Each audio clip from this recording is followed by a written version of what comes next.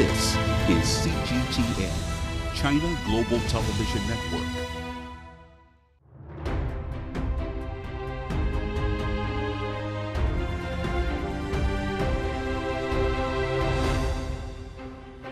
Hello and welcome to CGTN special coverage of China's annual political season, the two sessions, live from Beijing. I'm Li Dongning. And I'm Zhanshu alongside Dongning today. Lawmakers will wrap up their session at the Great Hall of the People today. After about a week's deliberation, NPC deputies will vote to adopt several pieces of legislation. Then, Standing Committee Chair Zhanshu will deliver a speech. Right, and lawmakers will also vote on major issues of governmental work for 2022. And this year is really important as China embarks on a new journey toward its second centenary goal of building a modern socialist country in all respects. And we'll keep our audience posted on the voting results of about 10 resolutions. Absolutely. Yeah.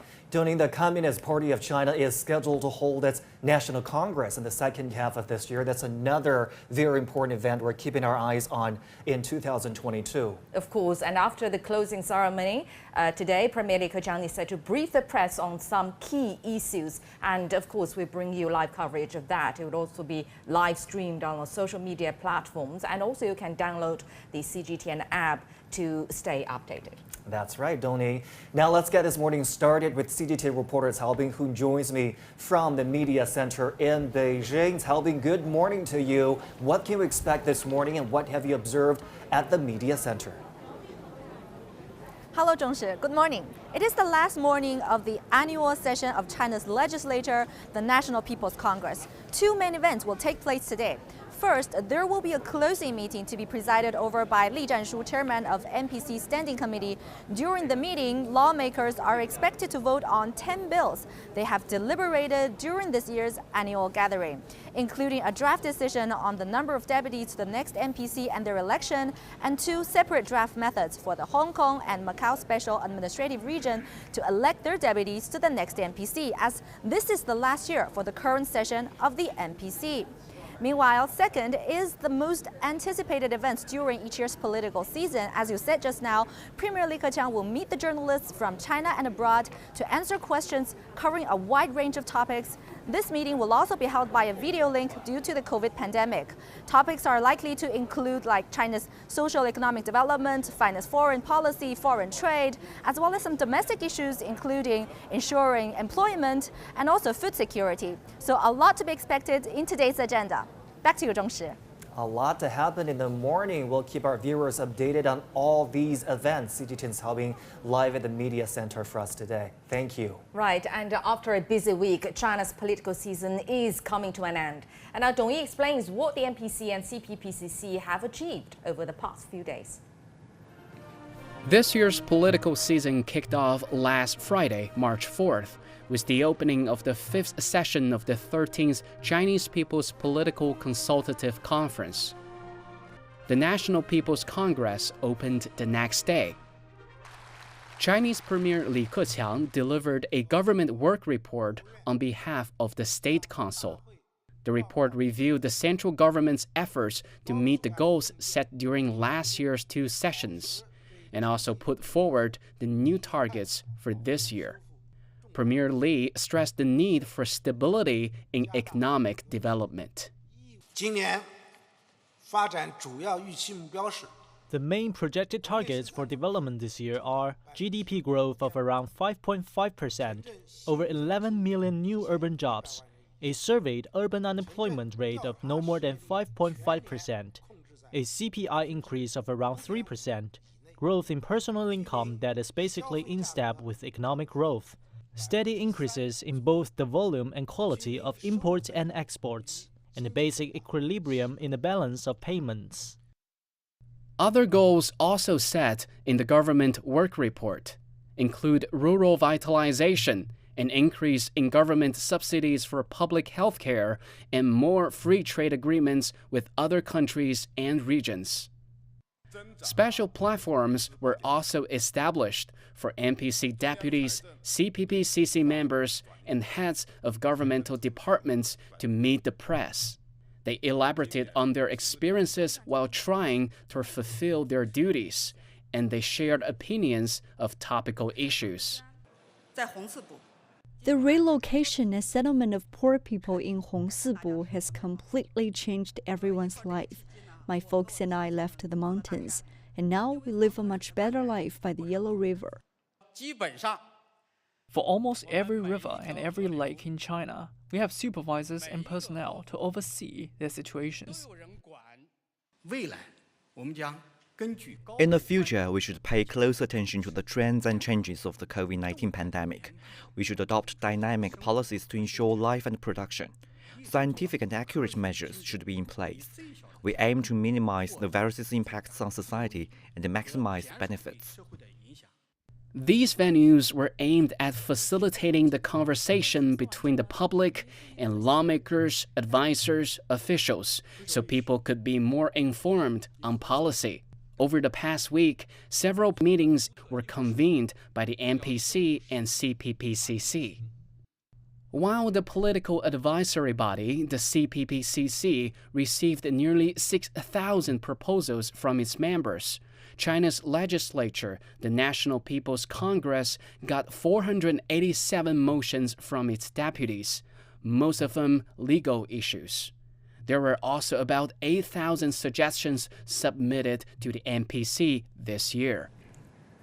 And joining us today in the studio are Victor Gao, Chair Professor from Soochow University, and Lawrence Brahm, a Senior Fellow at the Center for China and Globalization. Lawrence, Victor, good morning to you. Fantastic to have both of you on our special coverage today. I want to begin by asking both of your thoughts on the two sessions this year. 2022, the second year in China's 14th five-year plan, and everything from economic growth to pandemic control face uncertainties and challenges from a very fluid and complex international geopolitical situation. Victor, can I start with you and get your thoughts on what in these proceedings this year stood out for you?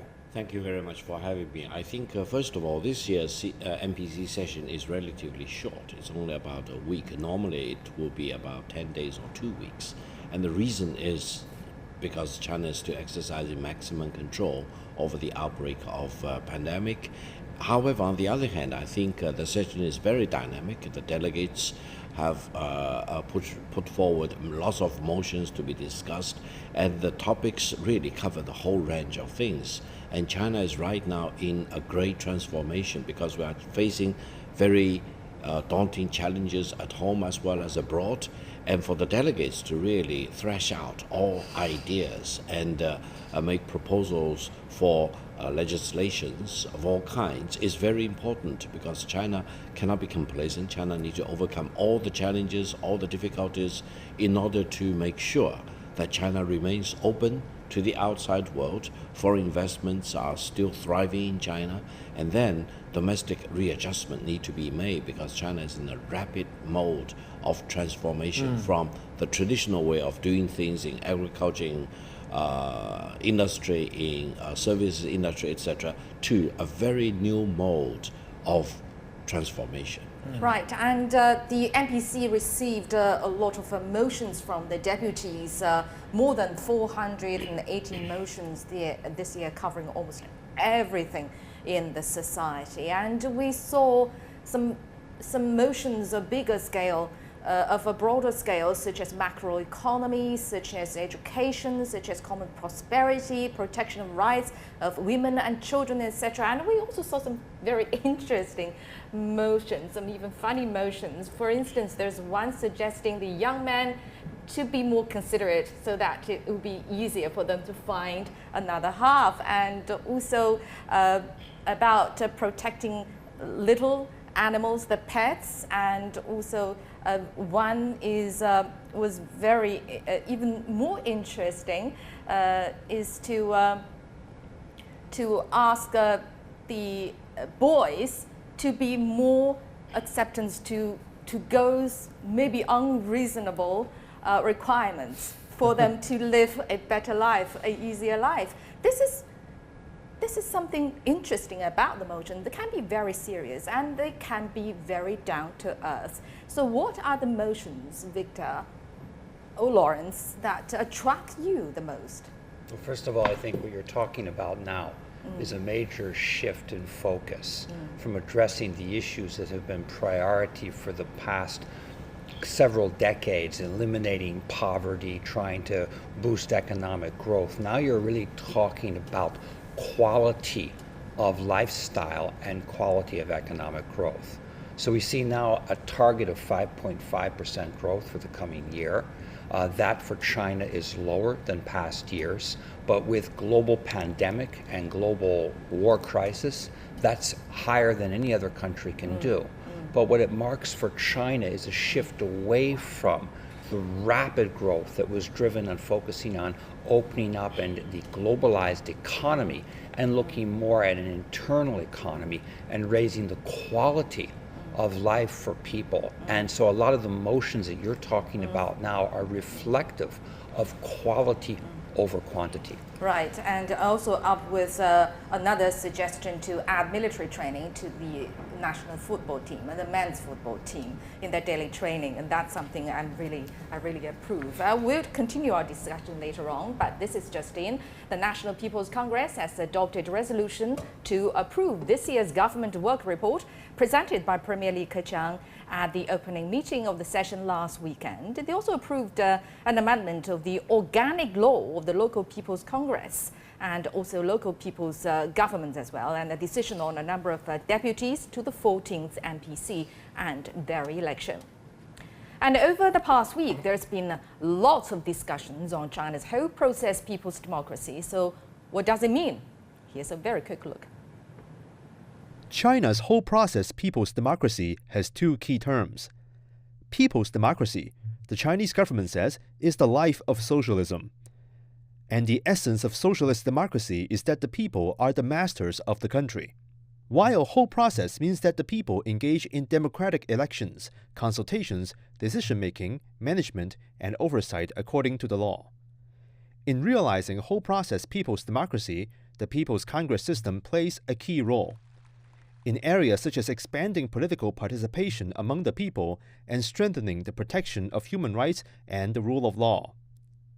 China says democracy is a means to resolve matters of concern. Last October, President Xi Jinping expanded further on the concept of the whole process people's democracy in China.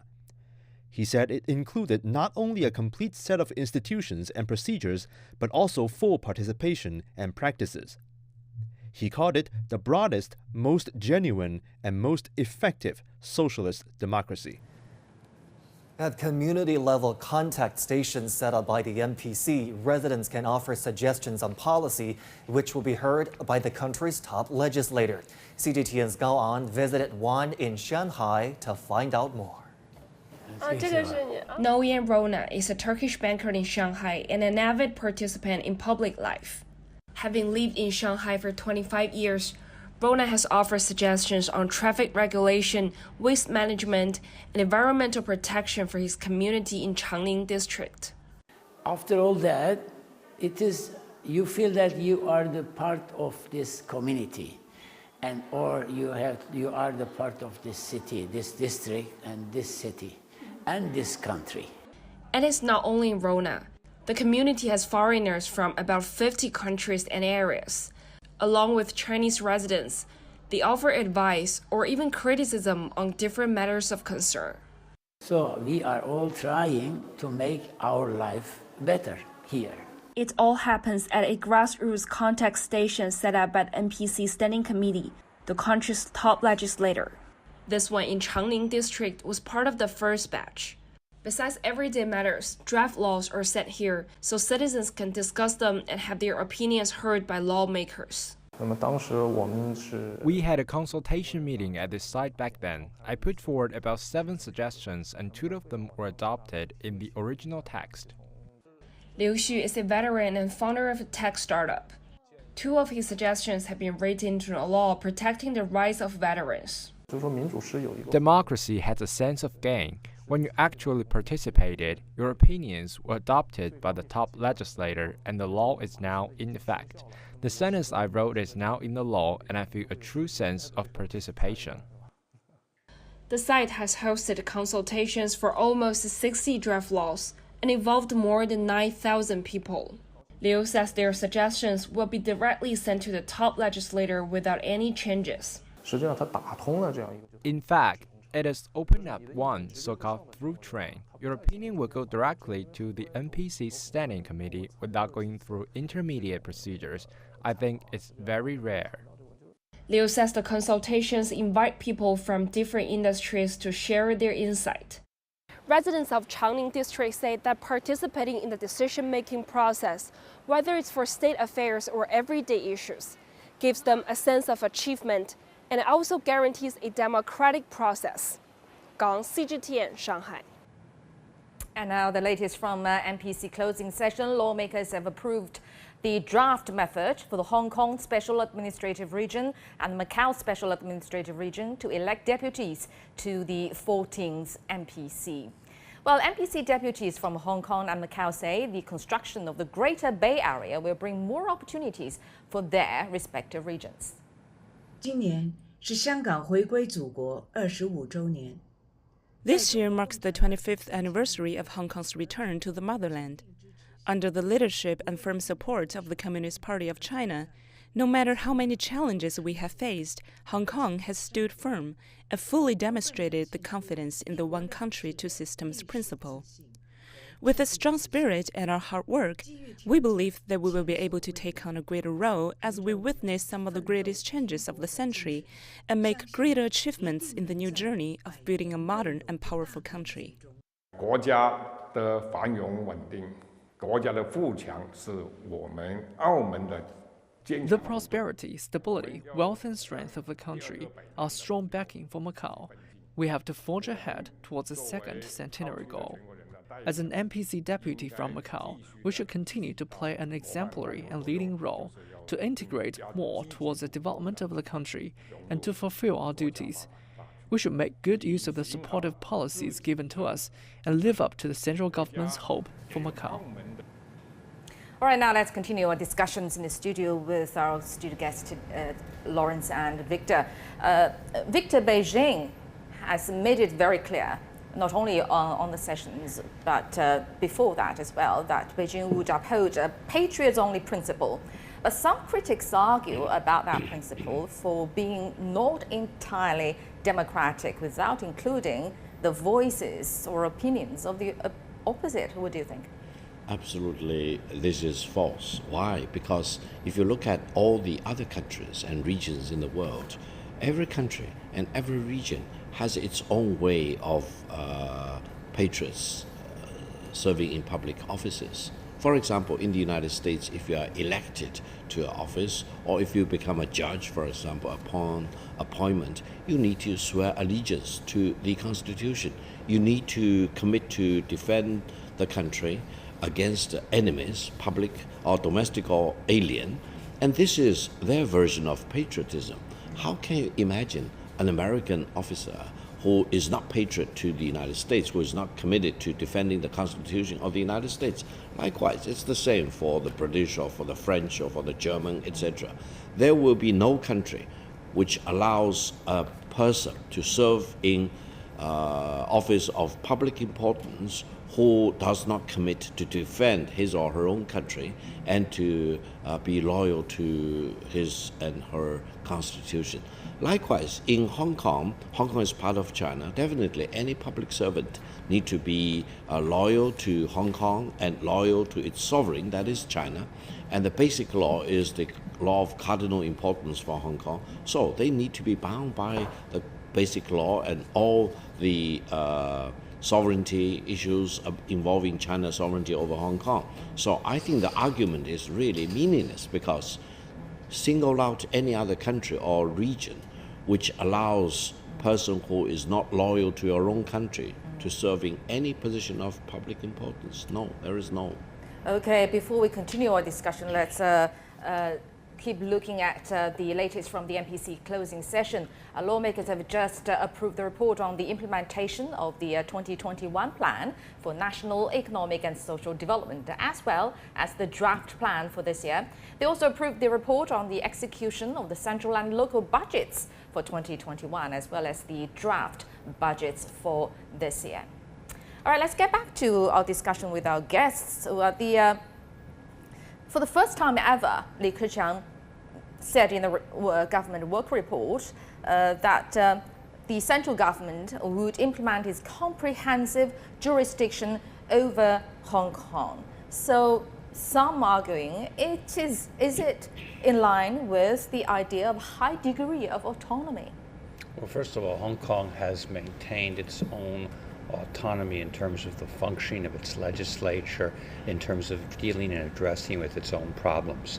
But we had a period of several years with constant riots, a lot of this being funded overseas, and in particular, as Victor's pointed out, even some of the groups that became very radicalized were carrying the flags of other countries, or actually even using very derogatory terminology that was anti-Chinese. And again, if you're in any government anywhere in the world, if you're serving in the legislature or serving in the government, then you need to be serving the people and the government. If you're actually, imagine in another country like America, if people are protesting something and walking down the street with Russian flags, see how far they're going to get.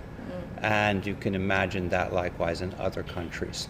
So what you really have here now is moving toward efficiency. I think a lot of people are tired of political unrest and looking forward to having Hong Kong return to its efficiency as a global financial center in which it has its own autonomy, in which it is in many ways the nexus of global finance in our region, in Asia, ex-Tokyo.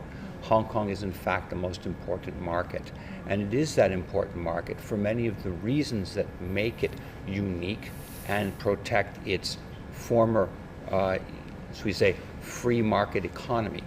And so I think that now we're looking at a situation where we have to have more efficiency, particularly at a time where, we look around the world at some of the models where politics comes first, where political acrimony, fighting, becomes actually, in the case of, for instance, the United States, your politics is more about sports entertainment and less about efficiently solving problems.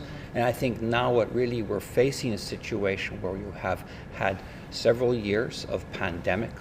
You now are in a global recession, some would say even depression, and you might even have the emerging of a global third world war. This is all possibilities if you look at the patterns that happened almost 100 years ago, where you had the Spanish flu, then followed by the Great Depression and World War II. So I think now it's a time to rise above the politics for the sake of politics and try to look at trying to solve some of our problems globally by first solving them domestically. And I think that's what's happening right now, not only in the case of Hong Kong, but across China. There's much more of a focus on the internal economy, much more of a focus on trying to employ students. You've got now 16 million youth coming onto the labor market. A big problem that Hong Kong faced was employment. The development of the Bay Area, creation of new jobs, particularly in technology, since that is going to be the focus of AI development. That's going to be the focus of so much that we need in terms of environmental technologies right now to deal with the global climate crisis. And a lot of what solves environmental issues is dealing with big data. A lot of the green energy systems are very sophisticated. And therefore, we really need to be taking our youth and putting them into job opportunities so that they can be constructive and not letting them face the possibility of unemployment, which will then lead to restlessness and make them open to all kinds of influences. Practical stuff to really improve people's livelihood instead of any others. I think it's a pragmatism right now. I think the whole focus of the legislature, if you look at the commentaries of the delegates, you look at the issues that are being focused on, American politics is about personality attacks. We don't talk about policies.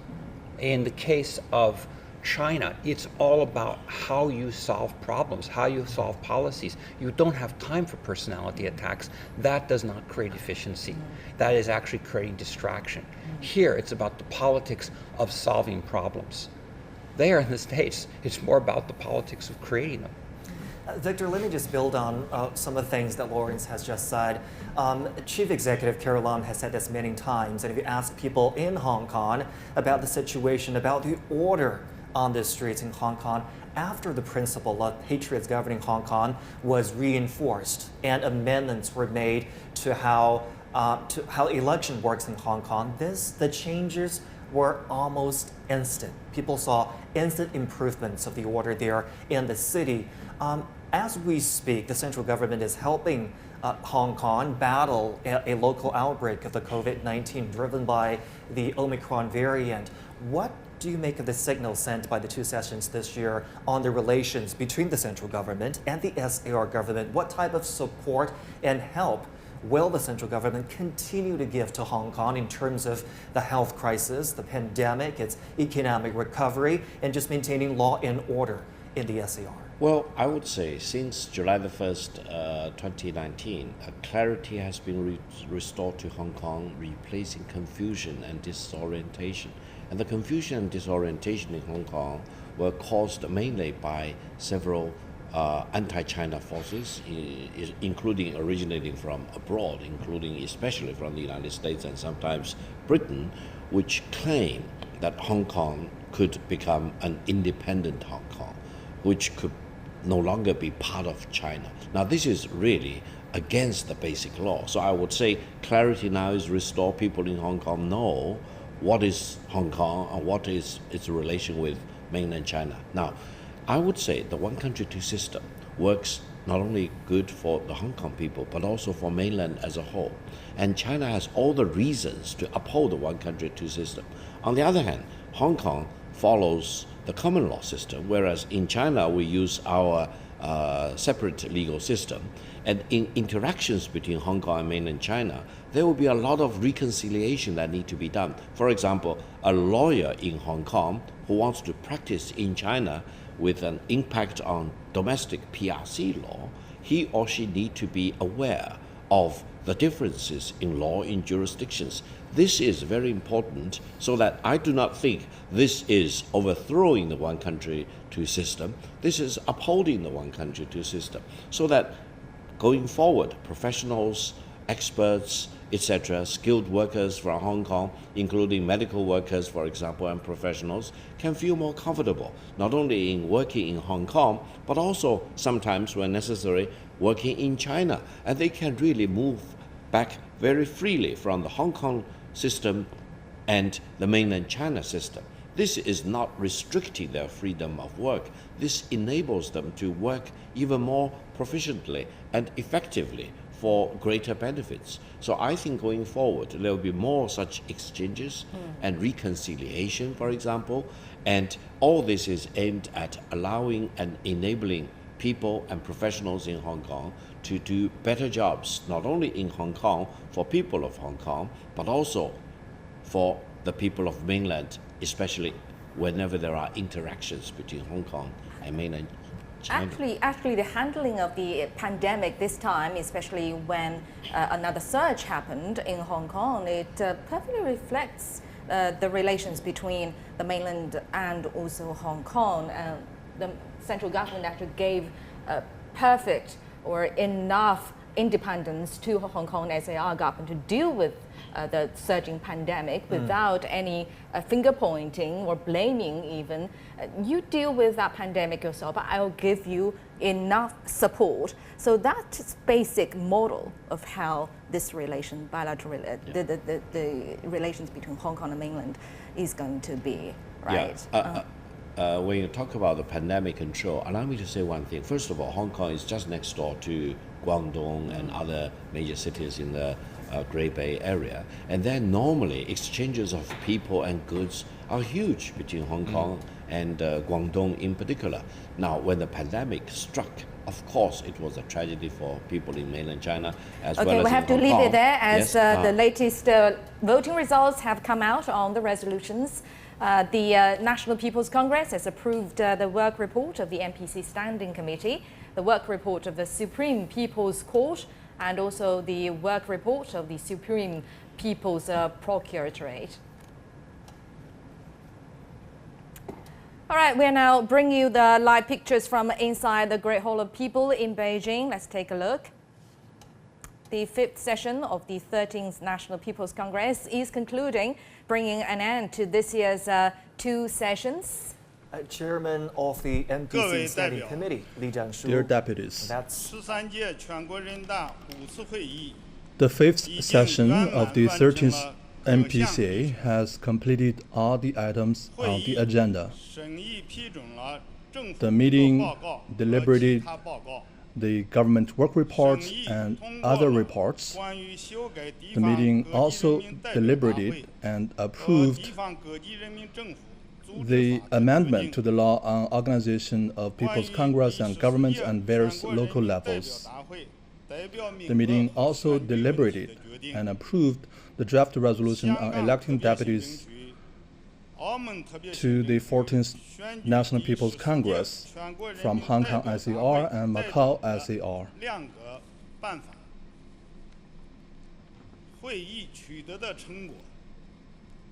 The achievements made by this conference has demonstrated that in a socialist modern country, we are making constant explorations in governance and also in practicing new development concepts. The achievement has further inspired people of all ethnic groups to unite under the CPC Central Committee with Comrade Xi Jinping at its core. Dear deputies,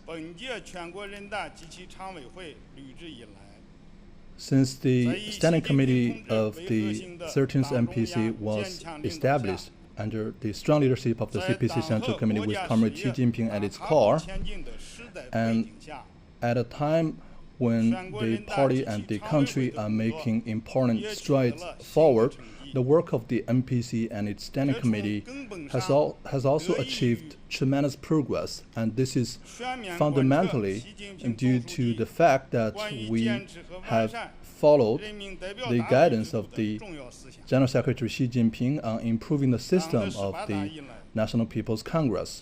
Since the 18th National Congress of the CPC, General Secretary Xi Jinping has summarized the experience of the MPC over the past 60 years, and in particular, the 40 years of the practice of the MPC.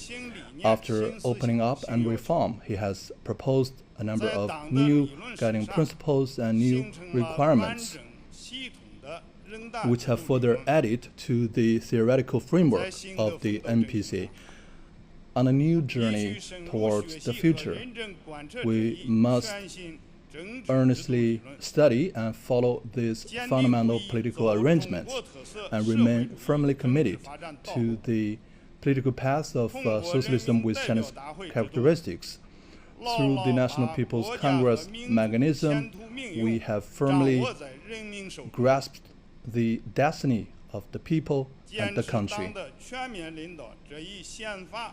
Sticking to the comprehensive leadership of the CPC is a principle enshrined in China's constitution. The CPC leadership is the most fundamental characteristic of socialism with Chinese characteristics, and this is also a fundamental principle of the constitution. The Xi Jinping thought of socialism with Chinese characteristics for a new era is a guiding principle that we must always adhere to. And this is also enshrined in the Constitution. We must support the role of Comrade Xi Jinping as the core of the CPC Central Committee and also as the leader of the country. And this is an important system and arrangement.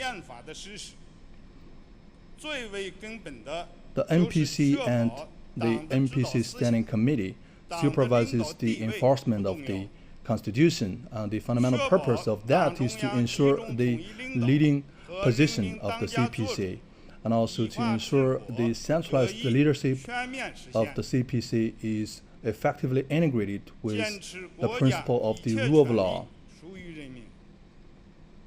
all the rights of the country are within the hands of the people, and people are masters of the country, and this is also a fundamental nature of socialism with Chinese characteristics, and this is also the everlasting goal for the struggle of the party. All the powers of this country are held within the hands of the people, and this is reflected also in the political arrangement of the government.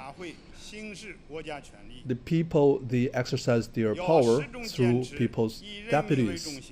We must always put people in first place. Put people in the first place and leverage the NPC's mechanism in supporting and developing the whole process people's democracy, and ensure that this system is incorporated in the political life of the people. We must also ensure that people can, through all means, participate in and govern state affairs and political and economic affairs, and also other social works.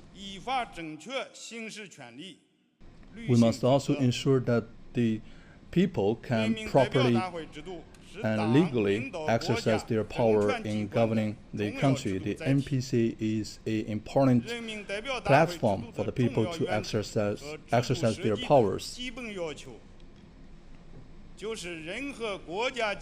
The basic requirement of the NPC is that all the powers of the governing bodies and the governments must be placed under supervision. The judicial organs, procuratory organs, and also the governing bodies of the country must be placed under supervision of the NPC. The NPC performs the power in legislation, supervision, decision-making, and the power in appointment and removal of officials. We have a framework of the NPC and the two courts, which is the Supreme People's Court and the Supreme People's Procuratorate. We must ensure that all the powers are properly executed and exercised. We must also make efforts to modernize the governance of the country. The NPC system is a political system in China. It's also an important component of socialism with Chinese characteristics. Over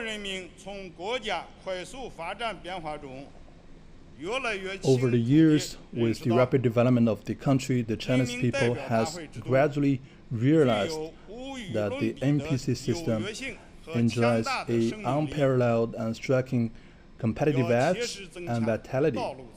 We must strengthen our confidence in our development road, in our systems, in our culture, and in our development series, so that we can fully leverage the potential of the NPC mechanism and further refine and optimize the NPC system. In so doing, we can also ensure that the country moves forward along the path of socialism with Chinese characteristics. Dear deputies, since the establishment of the 13th National People's Congress, all the deputies have bear in mind the mission that they have on their shoulders. They have exercised the power of voting on important matters of the country. On the basis of in-depth surveys, they have submitted a number of important and constructive motions and proposals. They also have leveraged their own functions and participated in the legislation and amendment of various laws. They conducted surveys in all the social sectors, collected feedback from the people, they participated in the supervision of law enforcement and also the day-to-day work of the Standing Committee of the NPC. They have demonstrated the spirit of serving the party and also serving the people. And this is their political awareness that they have demonstrated, and they are selected by the people, and they are representing the people. Over the years, they have made important contributions to the great cause of the party and the country. The tenure of the 13th MPC has only 1 year to go, but we must continue following the principle of serving the people. We must be persevering and persistent in exercising the power as MPC deputies, and also make new contributions on our posts. Dear deputies, this year marks a very important one on the development journey of the party and the country. We must follow through the decisions and the spirit of the MPC Standing Committee and understand fully the important tasks and new missions of the MPC. Stick to the comprehensive leadership of the party, abide by the Constitution, and improve the legal framework of Socialist China. Support the work of the MPC and the People's Court and People's Procuratorate, further optimize the whole process people's democracy, improve the work and quality of the MPC.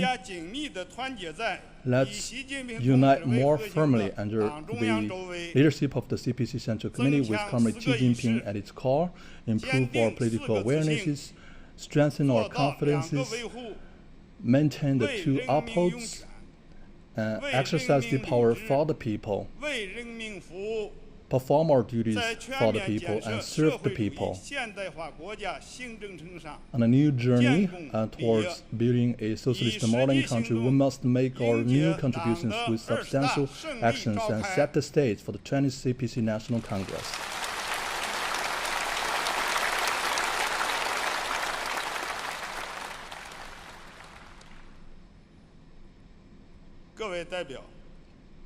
Dear deputies, the fifth session of the 13th MPC has completed all the items on the agenda. Now may I ask all of you to stand up and sing the national anthem.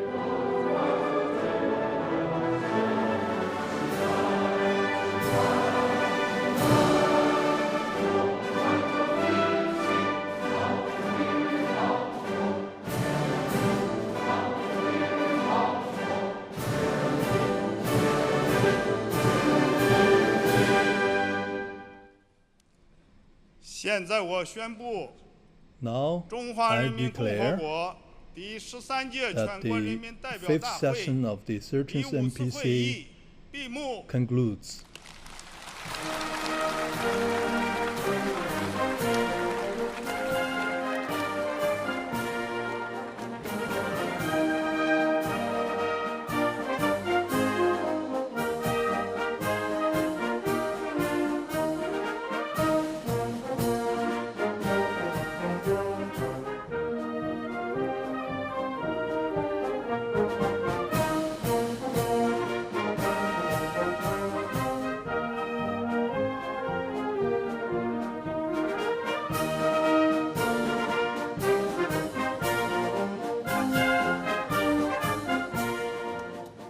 That was Zhanshu, the chairman of the Standing Committee of National People's Congress, speaking at the closing session this year. And he summarized the achievement of this year's two sessions, of course, and stressed once again the Chinese people should grasp our fate in our own hands and improving our livelihood all by our own efforts. And also he mentioned the importance of adopting the whole process, people's democracy, MPC should, according to him, continue to play its main role of enabling people to exercise their democratic rights. I think here he sent two very important messages by saying all that. One is that we cannot and we will not and we should not rely on others to decide the country's fate. And the other thing is the current political system is something that fits China the most.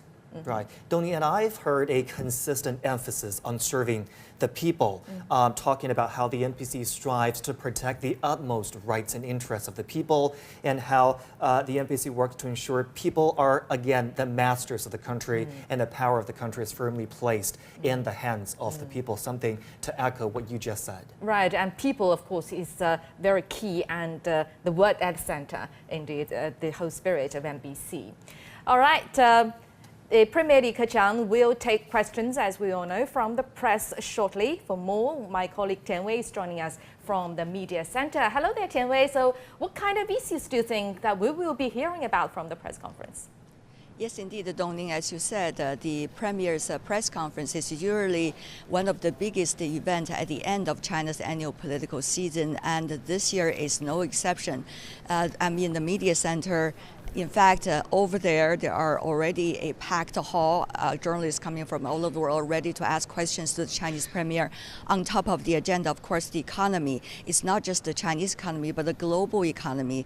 According to latest report Thursday from IMF, the IMF is about to lower the growth target and the growth expectation for the world, given the latest geopolitical conflicts going on in the world. Meanwhile, you also see the 40 years high inflation rate in the United States. According also to the latest report from the European Central Bank on Thursday, the European economy is going to suffer a lot for the rest of the year as well. So China being a big part of the world, what role will it take? Of course, according to the government work report, 5.5% growth rate, that's China set for its own for the rest of the year. But even as the premier said in the government work report, it's going to be an arduous task. Now, how to achieve that, particularly with not only the pandemic and the economic grim outlook, but also the geopolitical conflicts going on and the latest military conflict between Russia and Ukraine. China has been talking about, as you may know, self-sufficient in food supplies, but how to do that, that I'm sure will be one of those questions raised by journalists to the Chinese premier. Meanwhile, China has promised during this year's two sessions to increase productions of crude oil, natural gas, and coal. Now, how will that be achieved with the commodity prices in the world going skyrocketing, as we have seen, and a very turbulent stock markets all over the world? Those were very important livelihood questions. I'm sure that will be raised by journalists related to that, anti-poverty and also common prosperity.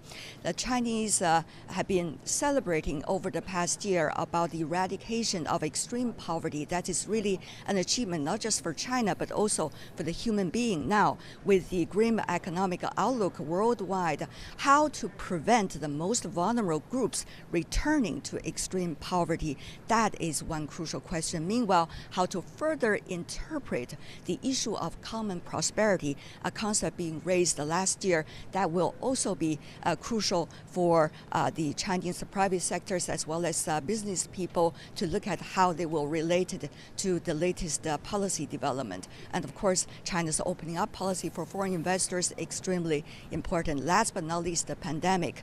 China has been practicing dynamic zero tolerance policy, which means very strict pandemic prevention and control measures. But recently we have seen over the past few days, different localities in China, we see some popping up numbers. Of course, compared to many other countries, this is extremely low. But for China, which has been working on this dynamic zero policy, this is quite something already, particularly when the country is worried about overpressuring the healthcare sector of the country. So all of these will be very important questions coming from, I'm sure, the journalists here and also from journalists from different parts of the world that are present at the press conference today. Dong-Ning. That is our Tianwei at the Media Center. Certainly, we look forward to hearing and watching the premier's Q&A with the press later. CGTN will have comprehensive coverage on that. Please make sure you do stay with us. Let's also check in with CGTN reporter Tom Bo, who just observed the closing ceremony at the Great Hall of the People. Tom Bo, what are some of the key takeaways for you? Zhanshu, President Xi Jinping attended the closing meeting of this year's NPC annual session on Friday, and Zhanshu, an executive chairperson of the session's presidium, presided over the meeting, attended by over 2,700 NPC deputies. And at the closing meeting, lawmakers adopted the 6 amendments to the organic law and a decision on the number of deputies to the next term legislature, the 14th National People's Congress. They also adopted 2 methods for Hong Kong and Macau to elect their deputies to the 14th NPC. The lawmakers also approved the government work report and work reports of the NPC Standing Committee and Supreme People's Court and the Supreme People's Procuratorate. And they also approved the central and local budgets as well as the National Economic and Social Development Plan for 2022.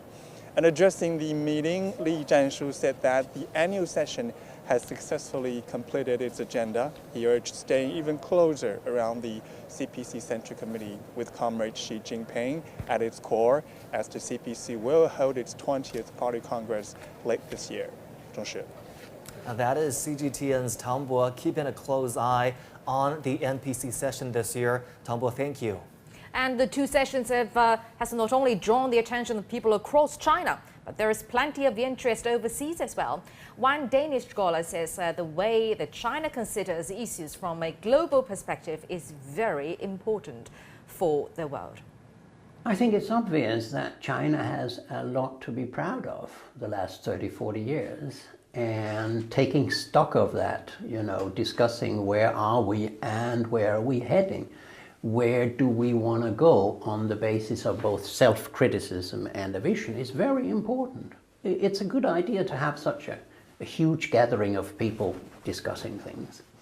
Is that China, when thinking of what to do, takes into account the whole world in a way we do not do in the Western world anymore. If you look at listen to the American president or the leadership of the European Union, it's very much what is just good for us.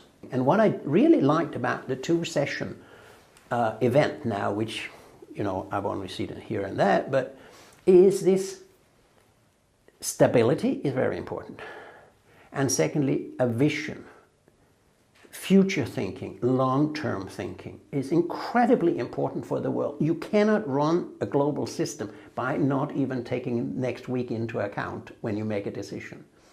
And that's where we are heading with very, very short and pointed decisions in the Western world, focusing on ourselves, not on the big world. And our conversation with our studio guests, Victor and Lawrence, continues now. Victor, to you first. Can you briefly shed light on the achievements of the NPC's work this year in the 2 sessions? What were some of the key takeaways for you?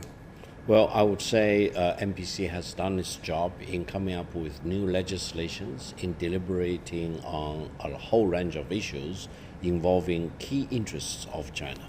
And I think this is, as I mentioned, against a very turbulent international situation, as well as huge challenges at home. I think for the NPC delegates to talk about this, for CPPCC members to deliberate about this, and for them to make all kinds of proposals and bills, for example, for consideration, and then for the whole NPC session to enact new laws will be crucial for China's continued reform and opening to the outside world. I think after this NPC session, abbreviated as it is, 7 days or so, I think China will again have clarity of mind, of know what are the challenges and difficulties, and what the NPC, CPPC, and more importantly, the CPC Central Committee are leading the whole nation. And the way we work in China is that we have maximum democracy when we deliberate all these things.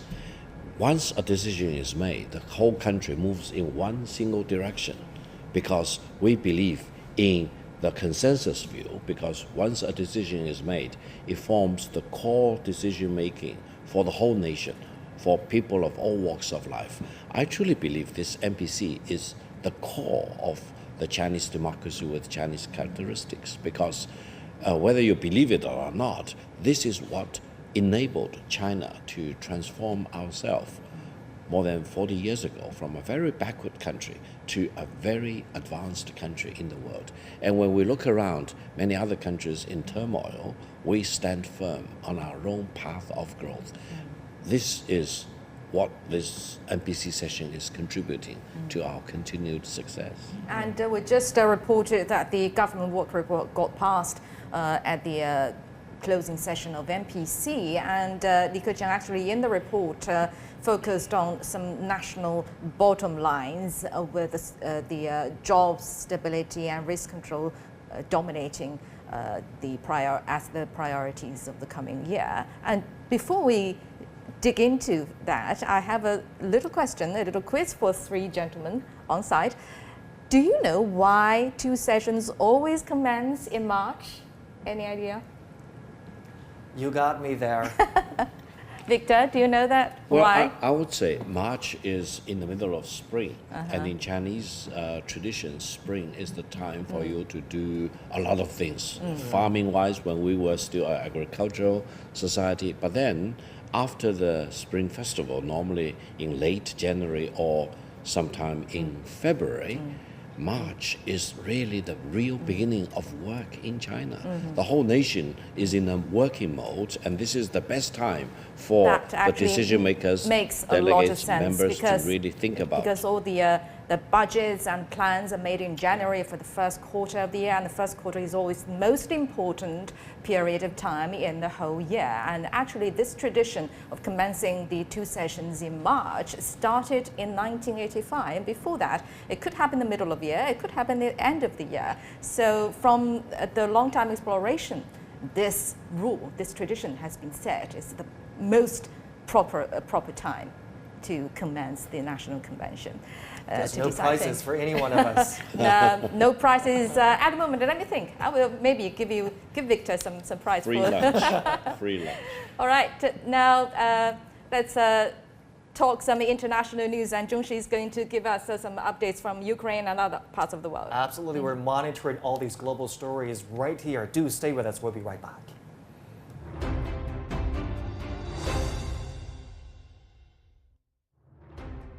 From common prosperity and economic progress to green development and diplomacy, lawmakers and advisors gather for China's annual political sessions to discuss the biggest topics concerning the nation. CGTN takes you inside the two sessions to see how China's political bodies make decisions and set the agenda for the future of the nation. Only on CGTN.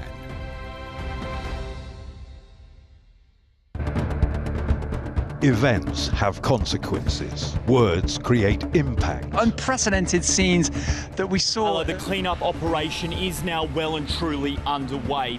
Parts of southern Europe remain in a state of emergency. Context gives meaning. People make history. Well, Saturday marks the end of the local state of emergency. But authorities are still on high alert. So now we've actually become the border on this road. A complex world demands a comprehensive view. But with the cleanup efforts more or less under control, the economic impact is bound to ripple across the country. There's plastic pollution everywhere. Because the world today matters for your world tomorrow. This is the living area of the crew. The focus is firmly on future technologies. Well, this is something completely different. The world today, every day on CGTN.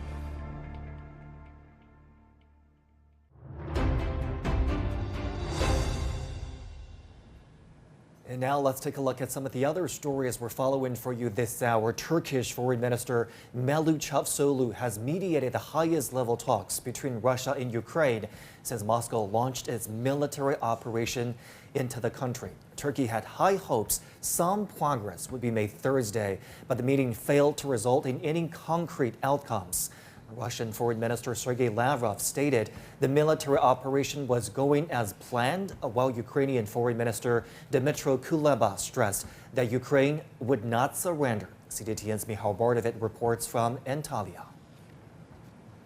Though prior to